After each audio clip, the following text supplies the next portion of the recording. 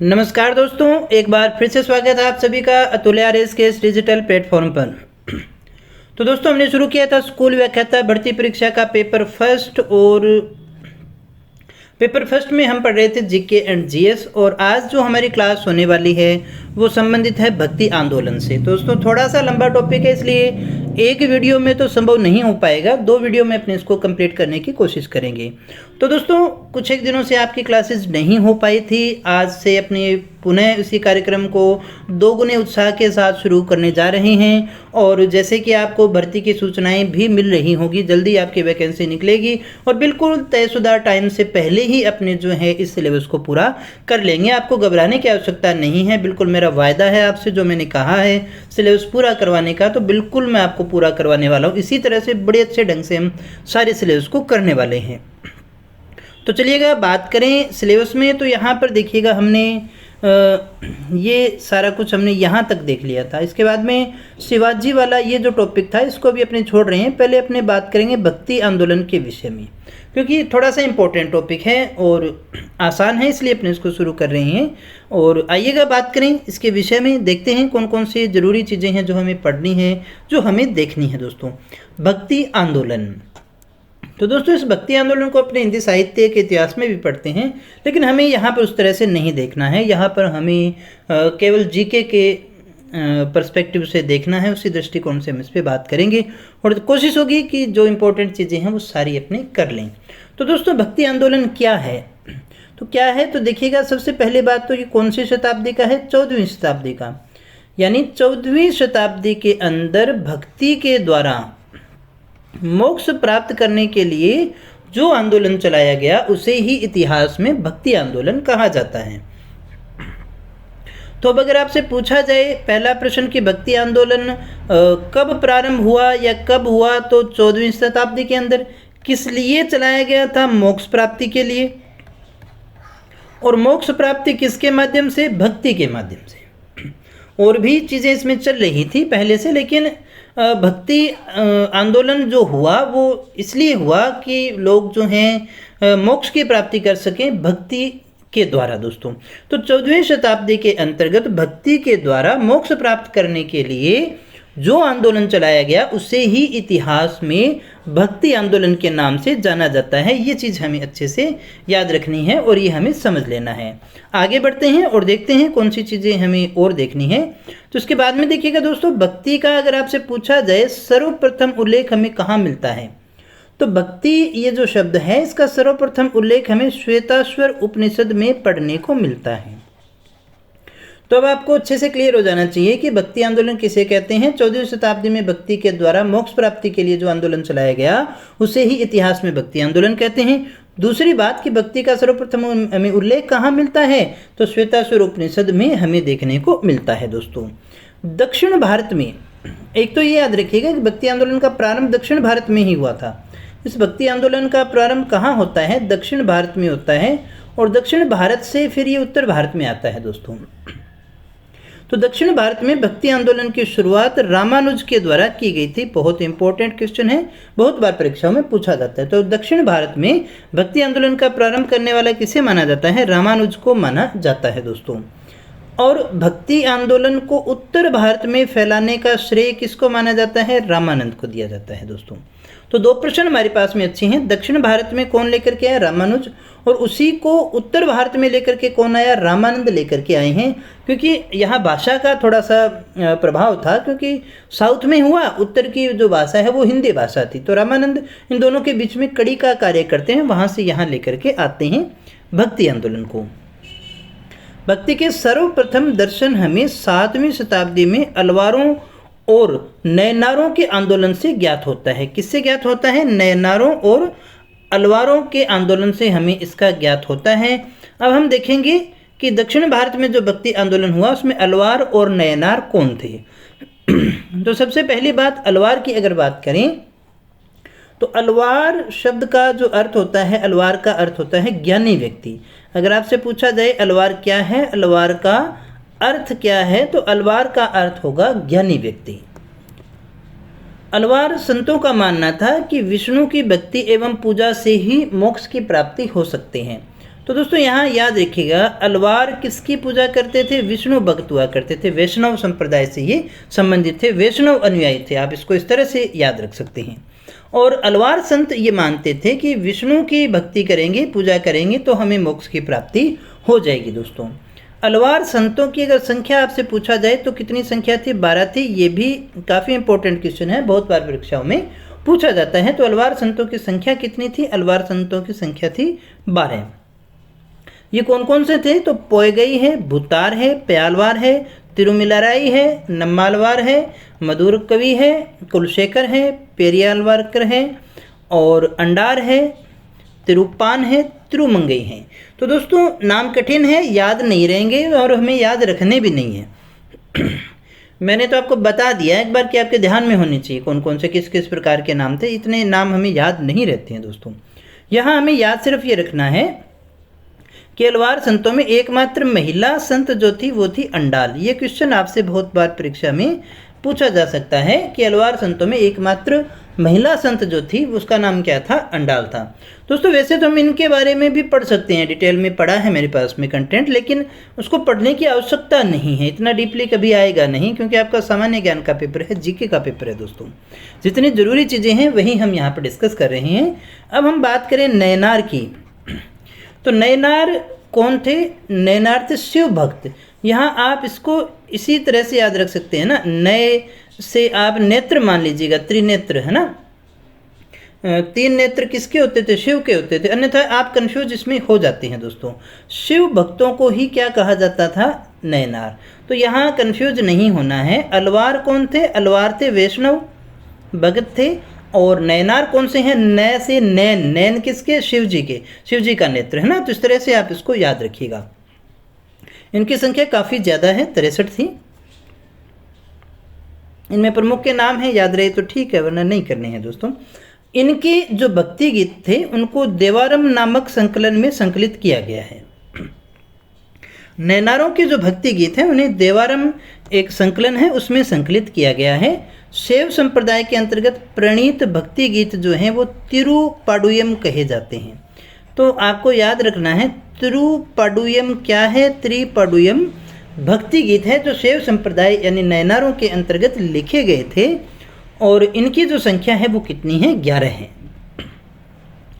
इन गीतों को जो व्यवस्थित करने का श्रेय है वो नंबी अंडार नाम्बी को प्राप्त है, और ये चोल शासक राजराज प्रथम और राजेंद्र प्रथम के समकालीन हुआ करते थे। तो यहाँ क्या क्या चीज़ें याद रखनी है? एक तो नयनार कौन थे? शिव भक्त हुआ करते थे, इनकी संख्या 63 थी।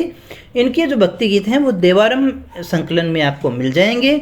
इनके जो भक्ति गीत हैं वो तिरुपाडुयम के नाम से जाने जाते हैं, जिन्हें संकलित करने का श्रेय नंबी अंडार नाम्बी को है। इनकी संख्या 11 है, जो कि चोल राजा राजराज प्रथम और राजेंद्र प्रथम के समकालीन हुआ करते थे। अब इस काल के प्रमुख संप्रदाय, मत और उनके प्रणेता की बात कर लेते हैं, क्योंकि एक आधा क्वेश्चन यहाँ से भी आ जाते हैं। स्मृति संप्रदाय के प्रणेता, ये जो मत है संप्रदाय कौन सा है? स्मृति। और मत कौन सा है? अद्वैतवाद। इसके प्रवर्तक कौन है? शंकराचार्य को माना जाता है, शैव धर्म से संबंधित थे।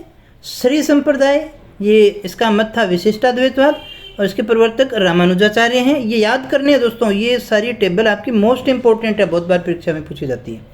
फिर हम बात करें ब्रह्म संप्रदाय की, तो देखिएगा दोस्तों, ब्रह्म संप्रदाय की बात करें तो इसका मत है द्वैतवाद, और इसके प्रवर्तक हैं मध्वाचार्य, ये भी याद रखिएगा। फिर हम बात करें रुद्र संप्रदाय की, ये शुद्धाद्वैतवाद से संबंधित है, इसका मत है शुद्धाद्वैतवाद, और इसके प्रवर्तक हैं बल्लभाचार्य। आगे अपने इनको डिटेल में भी डिस्कस करने वाले हैं। सनक संप्रदाय द्वैताद्वैतवाद है, और ये दिया था निम्बार्काचार्य ने। ये चीज़ें हमें याद रखनी है। यहाँ से ये सारी के सारी मोस्ट इंपॉर्टेंट है दोस्तों, इनको अच्छे से याद कर लीजिएगा। कॉपी में लिख लिख के याद करेंगे तो आराम से हो जाएगा। अब हम एक एक करके प्रमुख जो भक्ति आंदोलन के प्रणेता रहे हैं, प्रमुख जो भक्त रहे हैं, उनके विषय में बात करें तो सबसे पहले रामानुजाचार्य का नाम आता है। इनका जो जन्म हुआ वो 1017 ईस्वी को तिरुपति आंध्र प्रदेश के अंतर्गत होता है। Most important question. उसके बाद में देखिएगा इनकी मृत्यु कब हुई है? 1137 ईस्वी में। इनका प्रारंभिक नाम हुआ करता था लक्ष्मण। अब अगर आपसे पूछा जाए कि रामानुजाचार्य का या रामानुज का प्रारंभिक नाम क्या था, तो इनका प्रारंभिक नाम हुआ करता था लक्ष्मण। इनके गुरु यादव प्रकाश को आप मान सकते हैं, क्योंकि इन्होंने द्वारा ही वेदांत का प्रशिक्षण कांचीपुरम में ये थे और वहाँ से इन्हें दिया गया था। तो एक प्रकार से अगर पूछ ले तो आप यादव प्रकाश को टिक कर दीजिएगा। इनका जो दार्शनिक मत है वो किस नाम से जाना जाता है? विशिष्टाद्वैतवाद से माना जाता है। तो ये अच्छे से आपको याद रखना है, क्योंकि यहाँ से क्वेश्चन आपके पूछे जाने की संभावना ज़्यादा रहती है। दार्शनिक मत इनका कौन सा है? विशिष्टाद्वैतवाद है दोस्तों। रामानुज को दक्षिण में विष्णु का अवतार माना जाता है। बहुत अच्छा क्वेश्चन है, बहुत इंपॉर्टेंट क्वेश्चन है कि दक्षिण में विष्णु का अवतार किसे माना जाता है? तो रामानुज जो है, रामानुजाचार्य जो हैं, इन्हें ही विष्णु का अवतार माना जाता है। अच्छे से इसको याद कर लीजिएगा। और ये देखिएगा, चोल राजा से इनका मतभेद हो गया। चोल राजा कौन थे? कुलोत्तंग प्रथम। ये शैव मतावलंबी थे। इस कारण से इनका जो है ये विष्णु के अवतार माने जाते हैं, वैष्णव थे। इन्हें श्रृंगेरी छोड़ना पड़ा था चोल राजा से मतभेद होने के कारण, क्योंकि ये विभिन्न मतावलंबी हो गए थे। इस कारण से दोस्तों मोस्ट इंपॉर्टेंट क्वेश्चन पीछे भी हमने डिस्कस किया था कि दक्षिण भारत में भक्ति आंदोलन की शुरुआत करने वाले कौन हैं? ये व्यक्ति हैं रामानुज। रामानुज जो भक्त हैं वही दक्षिण भारत में भक्ति आंदोलन के जनक माने जाते हैं। इनका दार्शनिक मत क्या है उसके बारे में अगर हम बात करें तो ये सगुण ईश्वर में विश्वास करते थे। जैसे कबीर जी की हम बात करें तो वो निर्गुण उपासक हुआ करते थे, तो उसी प्रकार से रामानुज जो हैं वो सगुण ईश्वर में विश्वास करते थे और भक्ति मार्ग को मोक्ष का साधन मानते थे। तो रामानुजाचार्य कौन से थे? सगुण थे, सगुण मतावलंबी थे। इन्होंने विशिष्ट द्वैत दर्शन का प्रतिपादन किया। कौन सा दर्शन दिया? विशिष्टाद्वैतवाद का इन्होंने प्रतिपादन किया और वैष्णव धर्म को एक दार्शनिक आधार प्रदान किया। अभी हमने देखा भी था, इसी कारण से इनका चोल राजा के साथ में जो है मतभेद हो जाता है। वो शैव थे, ये वैष्णव थे। इन्होंने विशिष्ट द्वैत दर्शन का प्रतिपादन किया, जिससे वैष्णव धर्म को एक दार्शनिक आधार प्राप्त होता है, एक पहचान प्राप्त होती है दोस्तों। रामानुज का विशिष्ट द्वैत दर्शन शंकराचार्य का जो अद्वैत दर्शन था उसके विरोध में ही एक प्रतिक्रिया मानी जाती है दोस्तों। तो शंकराचार्य के ने जो अद्वैत दर्शन दिया उसी के विरोध में हम इसकी एक प्रतिक्रिया के रूप में विशिष्टाद्वैतवाद को देखते हैं। रामानुजाचार्य के अनुसार विशिष्टाद्वैतवाद ये क्या कहता है? ये कहता है कि ब्रह्म, जीव और जगत, ये तीन चीज़ होती है दोस्तों। जीव है, जगत है और ब्रह्म है। इन तीनों में एक विशिष्ट संबंध होता है और तीनों ही सत्य होता है, क्योंकि कुछ ने कहा ब्रह्म सत्य, जगत मिथ्या, कोई दोनों को सत्य मान लेते हैं। ये तीनों में एक विशिष्ट संबंध मानते हैं और इनके अनुसार क्या है? तीनों ही बिल्कुल सत्य हैं। इनकी पुस्तकों की बात करें तो इनके पुस्तकों में न्यायकुलिश, वेदांत सार, वेदार्थ संग्रह, वेदांत संमह, ब्रह्मसूत्र भाष्य और भगवत गीता पर टीका जो है इनके प्रमुख पुस्तकें मानी जाती हैं दोस्तों। तो ये रामानुजाचार्य का जो मुख्य योगदान है वो एक प्रकार से दक्षिण भारत में जो भक्ति आंदोलन के जनक के रूप में विशेषता ज़्यादा देखा जाता है और विशिष्ट द्वैत दर्शन का इन्होंने प्रतिपादन किया था। यही इनका सबसे बड़ा योगदान है, यही आपको सबसे अच्छे से याद रखना है दोस्तों। फिर हम बात करते हैं निम्बार्काचार्य के विषय में। ये भी काफ़ी इंपॉर्टेंट है, यहाँ से भी काफ़ी अच्छे अच्छे क्वेश्चन बनते हैं। इनका जन्म निम्बापुर में ही हुआ जो मद्रास के निकट वेलारी में है। इनका दार्शनिक मत जो है वो द्वैताद्वैतवाद के नाम से जाना जाता है। ये बहुत ही टिपिकल क्वेश्चन होते हैं दोस्तों, जब ये मिलान करने के लिए दे दिए जाते हैं ना और अच्छे से याद नहीं होंगे तो फिर कंफ्यूज होना है। तो इनको अच्छे से बार बार लिख लिख करके पूरा दिमाग में उसको डाल लीजिएगा। रामानुज विशिष्ट थे, इस प्रकार से आप इनको एक एक चीज़ को जोड़ करके देखोगे ना तो आपको याद रह जाएंगे। द्वैताद्वैतवाद निम्बार्काचार्य का है और इनका जो संस्थापना रही, इन्होंने स्थापना की थी सनक या सनकादि संप्रदाय की। इनके द्वारा जो मत तो कौन सा रह गया? द्वैताद्वैतवाद। और संप्रदाय कौन सा रह गया? इनका सनकादि संप्रदाय। इनका कार्यक्षेत्र वृंदावन में रहा जो कि यूपी में है। इन्हें सुदर्शन चक्र का अवतार माना जाता है। किसका अवतार माना जाता है प्यारे दोस्तों? निम्बार्काचार्य को सुदर्शन चक्र का अवतार माना जाता है। या फिर ये कहा जाए कि निम्बार्काचार्य को किसका अवतार माना जाता है? तो सुदर्शन चक्र का अवतार माना जाता है। या ये पूछा जाए सुदर्शन चक्र का अवतार किसे मानते हैं? तो निम्बार्काचार्य को। अब ये भी कौन सी भक्ति के समर्थक हैं? ये भी सगुण भक्ति के ही हैं। निम्बार्काचार्य भी कौन सी भक्ति के प्रवर्तक हैं दोस्तों? सगुण भक्ति के ही समर्थक हुआ करते थे और ये कृष्ण को शंकर का अवतार मानते थे। किसकी उपासना की जा रही है यहाँ देखिएगा, कृष्ण की। और कृष्ण को किसका अवतार मानते थे? कृष्ण को ये शंकर का अवतार मानते थे।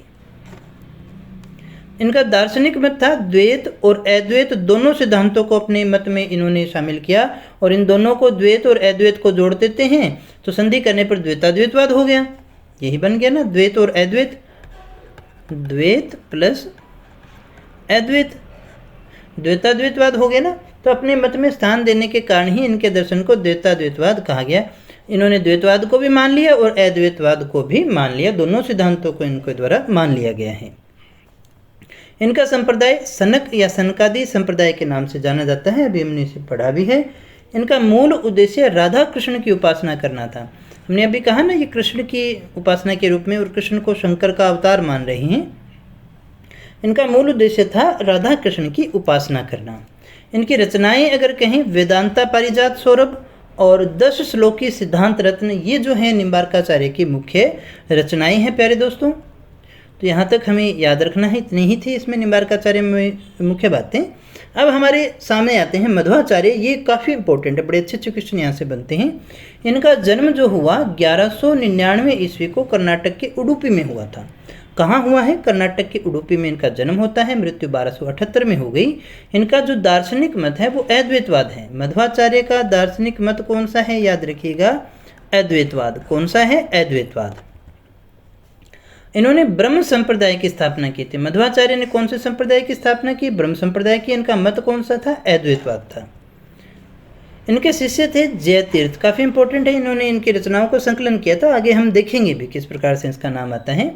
इनका दार्शनिक मत क्या है? मध्वाचार्य ने शंकराचार्य के अद्वैतवाद और रामानुजाचार्य के विशिष्टाद्वैतवाद, इन दोनों का ही क्या किया था? खंडन किया था दोस्तों। शंकराचार्य के अद्वैतवाद और रामानुजाचार्य के विशिष्टाद्वैतवाद का खंडन किया और द्वैतवाद का प्रचार किया। यहाँ से थोड़ा सा चेंज कर लीजिएगा इसको। दार्शनिक मत कौन सा है इनका? द्वैतवाद है दोस्तों। मध्वाचार्य का कौन सा है? द्वैतवाद है, जिसका इनके द्वारा प्रचार किया गया था दोस्तों। इन्होंने वेदांत के निर्गुण ब्रह्म के स्थान पर विष्णु की प्रतिष्ठा स्थापित की थी। किसकी प्रतिष्ठा स्थापित की है? वेदांत के निर्गुण ब्रह्म के स्थान पर विष्णु की प्रतिष्ठा जो है इनके द्वारा स्थापित की गई है। ये जीव और जगत को ब्रह्मा या नारायण से बिल्कुल क्या मानते थे? पृथक मानते थे। ये जीव और जगत को ब्रह्मा या नारायण से पूरी तरह से पृथक मानते थे। ये भक्तिपूर्वक विष्णु की उपासना पर बल देते थे। किसकी उपासना पर बल दे रहे हैं दोस्तों? विष्णु की उपासना पर ये बल दे रहे हैं। और इन्होंने आत्मा और परमात्मा को पृथक पृथक माना और भक्ति मार्ग को मोक्ष और ईश्वर का सहज मार्ग बताया। तो यहाँ ध्यान दीजिएगा, इन्होंने क्या कहा? आत्मा और परमात्मा को अलग अलग है, द्वैत है, दो है। इन्होंने इनको अलग अलग माना और भक्ति मार्ग को मोक्ष व ईश्वर प्राप्ति का सहज मार्ग इनके द्वारा बताया गया है। इनका मत था कि मोक्ष के लिए तीनों मार्ग, कर्म, ज्ञान और भक्ति, 3 मार्ग इन्होंने बताए थे। कर्म, ज्ञान और भक्ति अपने अपने आप में पूर्ण नहीं है, बल्कि एक दूसरे के ये क्या है? पूरक हैं। तो मोक्ष के लिए तीनों ही मार्ग आवश्यक हैं, तीनों एक दूसरे के पूरक हैं। इनके द्वारा जो बल दिया गया, चरित्र की शुद्धता, अहिंसा, सत्य, संतोष, ज्ञान, अपरिग्रह, ईश्वर की भक्ति, इन सभी पर जो है मध्वाचार्य के द्वारा विशेष रूप से जो है बल प्रदान किया गया था। ये ईश्वर की एकता में आस्था रखते हुए हरि, विष्णु, नारायण सभी को एक ही ईश्वर का स्वरूप मानते थे। ये अच्छे से याद रखिएगा। वो कौन से भक्त थे जो विष्णु और नारायण सभी को एक ही मानते थे? तो वो थे मध्वाचार्य। ये लक्ष्मी नारायण के उपासक थे। यहाँ से भी आपसे प्रश्न पूछा जाता है। और इनका जो संप्रदाय है वो ब्रह्म संप्रदाय के नाम से जाना जाता है। इन्होंने साधना के लिए गुरु की महिमा पर विशेष रूप से बल दिया है। मध्वाचार्य के जो उपदेश है उनके शिष्य जयतीर्थ ने सूत्र भाष्य में संकलित किए हैं। वहाँ से भी आपसे प्रश्न पूछा जा सकता है। अभी हमने बात की थी ना, जयतीर्थ इनके मुख्य शिष्य थे जिन्होंने सूत्र भाष्य में इनके उपदेशों को संकलित किया है। फिर हम बात कर लेते हैं शंकराचार्य के विषय में। तो दोस्तों, शंकराचार्य 788 ईस्वी में केरल के अलवर नदी के तटवर्ती ग्राम कलादी में इनका जन्म हुआ। 820 में बद्रीनाथ में इनकी मृत्यु हो जाती है। इनके प्रथम गुरु गोविंद योगी को माना जाता है। उपाधि इनको परमहंस की दी गई थी। इनके जीवनीकार आनंदगिरी रहे हैं। इनका दार्शनिक मत जो था वो अद्वैतवाद था। कौन सा था? अद्वैतवाद था। दक्षिण भारत के धार्मिक जीवन हेतु नव ब्राह्मण धर्म की स्थापना इनके द्वारा की गई थी। ध्यान दीजिएगा, नव ब्राह्मण धर्म यानी एक प्रकार से ब्राह्मण धर्म को पुनर्स्थापित करने का काम इनके द्वारा किया गया था, क्योंकि उस समय जैन और बौद्ध धर्म बहुत ज़्यादा प्रभावशाली हो गए थे दोस्तों। तो उनके साथ में शास्त्रार्थ किया और अपने इस ब्राह्मण धर्म को जो है इन्होंने दोबारा प्रतिस्थापित करने का जो है प्रयास किया था, जिसके विकास में शंकराचार्य का बहुत ही महत्वपूर्ण योगदान माना जाता है। नव ब्राह्मण धर्म के विकास ने जैन और बौद्ध धर्म के प्रभाव को कम कर दिया। अभी अपने बात कर रहे थे। शैव और वैष्णव धर्म को अधिक शक्तिशाली इनके द्वारा बनाया गया।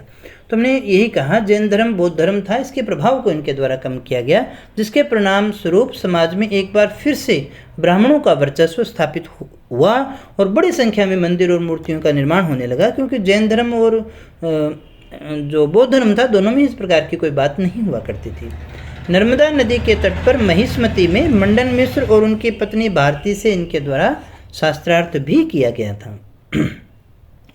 बौद्ध धर्म और जैन धर्म प्रभावशाली थे उस समय, तो इन दोनों का सामना करने के लिए इन्होंने बुद्ध का जो संघ हुआ करता था, उसी तरह से सन्यासियों के लिए एक तपस्वी वर्ग का पुनर्गठन किया। इनके द्वारा एक तपस्वी वर्ग का पुनर्गठन किया गया। और देखिएगा दोस्तों, हिंदू धर्म को सुव्यवस्थित करने के लिए शंकराचार्य ने स्मृति संप्रदाय की स्थापना की। याद रखिएगा, कौन से संप्रदाय की स्थापना की है? शंकराचार्य ने स्मृति संप्रदाय की। इसमें पंच देवोपासना का विधान है। तो पंच देवोपासना का जो विधान है वो किसके द्वारा किया गया है? शंकराचार्य के। किसमें किया गया है? पंच देवोपासना के अंतर्गत आपको देखने को मिलेगा। ये स्मृति संप्रदाय के अंतर्गत देखने को मिलेगा। हिंदू धर्म को सुव्यवस्थित करने के लिए ये कार्य इनके द्वारा सबसे ज़्यादा महत्वपूर्ण माना जाता है। दार्शनिक मत की अगर बात करें तो शंकराचार्य ज्ञान मार्गी थे। कैसे थे? ज्ञान मार्गी थे। जगत को मिथ्या और ब्रह्म को सत्य मानते थे। ब्रह्म सत्य, जगत मिथ्या, ऐसा कहा करते थे। ब्रह्म प्राप्ति के लिए उन्होंने ज्ञान मार्ग पर विशेष तौर से बल दिया और उनका जो दर्शन है वो अद्वैतवाद के नाम से जाना जाता है। किस नाम से जाना जाता है प्यारे दोस्तों? अद्वैतवाद के नाम से जाना जाता है। यानी कि प्रमुख रचनाओं की बात करें तो ब्रह्म सूत्र भाष्य, गीता भाष्य, उपदेश साहसी, प्रपंच सारतंत्र और मरीसा पच्चम जो है प्रमुख है दोस्तों। शंकराचार्य जो हैं शैव और बौद्ध दर्शन दोनों से ही बहुत ज़्यादा प्रभावित है। बौद्ध धर्म के महायान शाखा से प्रभावित हुए, इसी कारण इन्हें प्रच्छन्न बौद्ध भी कहा गया है। तो ये क्वेश्चन बहुत बार परीक्षा में पूछा जाता है कि प्रच्छन्न बौद्ध हम किसे कहते हैं, क्योंकि इनके जो दर्शन के अंदर इनकी छाया आपको दिखाई देगी, इसलिए हम इसे प्रच्छन्न बौद्ध के नाम से भी जानते हैं। ये बौद्ध धर्म के महायान शाखा से बहुत ही ज़्यादा प्रभावित थे दोस्तों। शंकराचार्य ने मठ स्थापित किए थे हिंदू धर्म को पुनर्स्थापित करने के लिए, जिसमें ज्योतिषपीठ विष्णु की जो है बद्रीनाथ उत्तराखंड में है, गोवर्धन पीठ ये पूरी उड़ीसा में है, शारदा पीठ कृष्ण से संबंधित है, द्वारिका में है, और श्रृंगेरी पीठ जो है वो शिव में है, मैसूर कर्नाटक के अंतर्गत शिव की है श्रृंगेरी पीठ, मैसूर कर्नाटक में।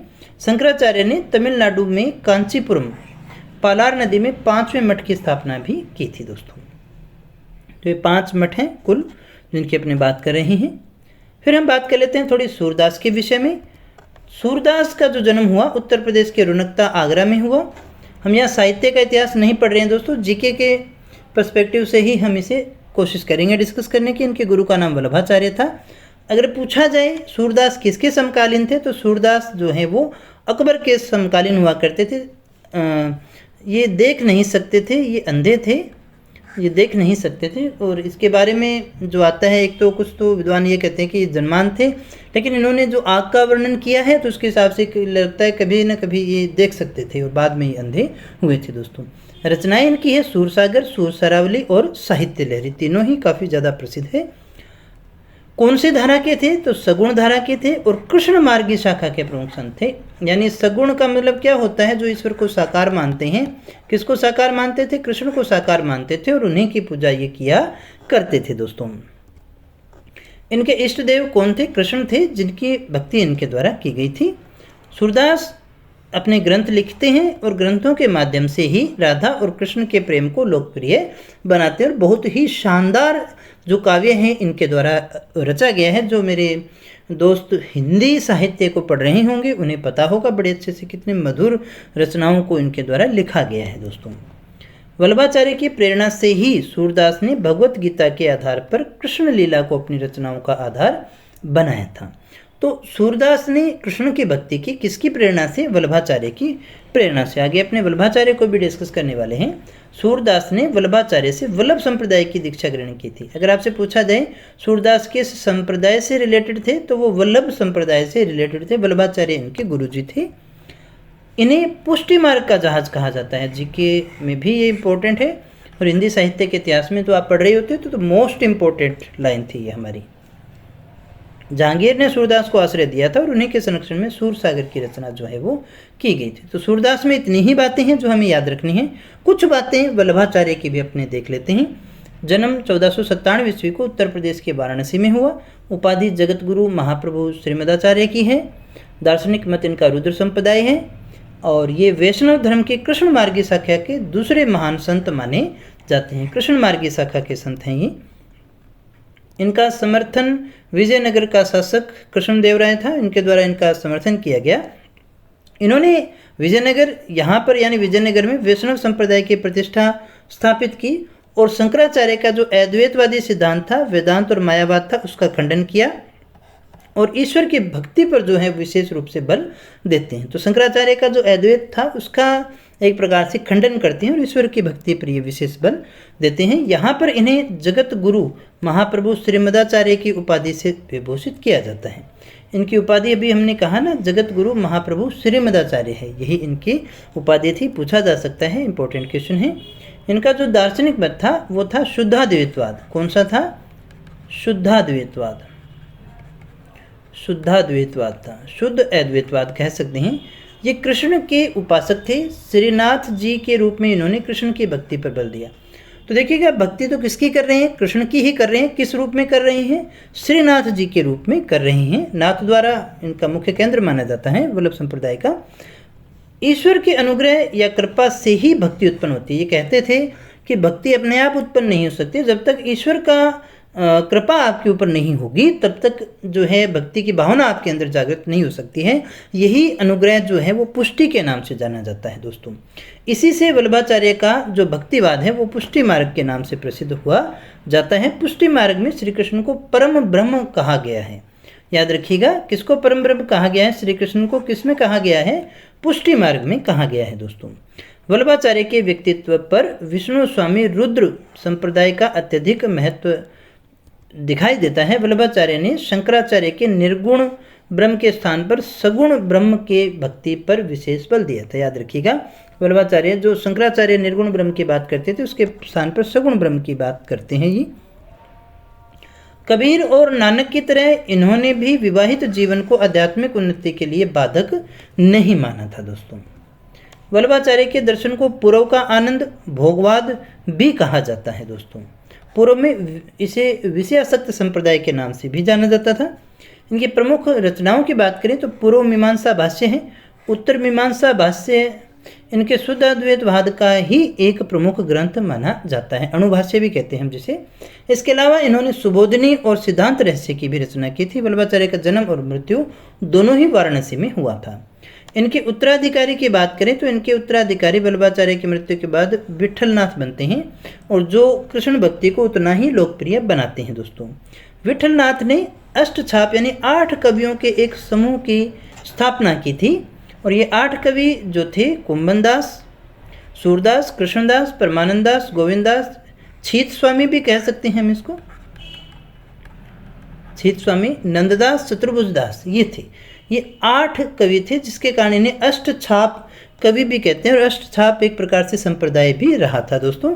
तो इसमें सूरदास, कृष्णदास, परमानंदास और कुंभनदास ये जो 4 थे ये तो किसके शिष्य थे? वल्लभाचार्य के शिष्य थे। और चतुर्भुजदास, नंददास, गोविंद स्वामी और क्षिति स्वामी ये विठलदास के थे। यानी कुल 8 थे। 8 में से 4 तो वल्लभाचार्य के शिष्य हैं और 4 जो हैं वो विठलनाथ के शिष्य हैं। अकबर ने विठलनाथ को गोकुल और जेतपुर की जागीरें प्रदान की थी। तो दोस्तों यहाँ पर हमें ये याद रखना है कि वल्लभाचार्य के बाद में विठलनाथ जो हैं वो गद्दी को संभालते हैं, वही उत्तराधिकारी होते हैं और वो अष्टछाप की स्थापना करते हैं जिसमें 8 कवि होते हैं। 4 वल्लभाचार्य के शिष्य हैं और 4 जो हैं वो विठलनाथ के शिष्य होते हैं दोस्तों। 84 व्यसनों की वार्ता जो है इन्हीं के द्वारा लिखी गई है। हिंदी साहित्य के इतिहास में बहुत ही इंपॉर्टेंट पुस्तक मानी जाती है दोस्तों। तो दोस्तों आज के लिए इतना ही। कल फिर से हम बचे हुए जो भक्त हैं उनके विषय में, कवियों के विषय में बात करेंगे और आगे के मैटर को डिस्कस करेंगे। मुझे उम्मीद है क्लासेज आपको अच्छी लग रही है। सच में कुछ सीखा हो तो वीडियो को लाइक करने देना, दोस्तों के साथ में शेयर कर देना। मिलते हैं कल फिर एक नई वीडियो के साथ, कुछ और नई जानकारी के साथ। तब तक यूं ही बने रहें हमारे साथ। Thank you very much.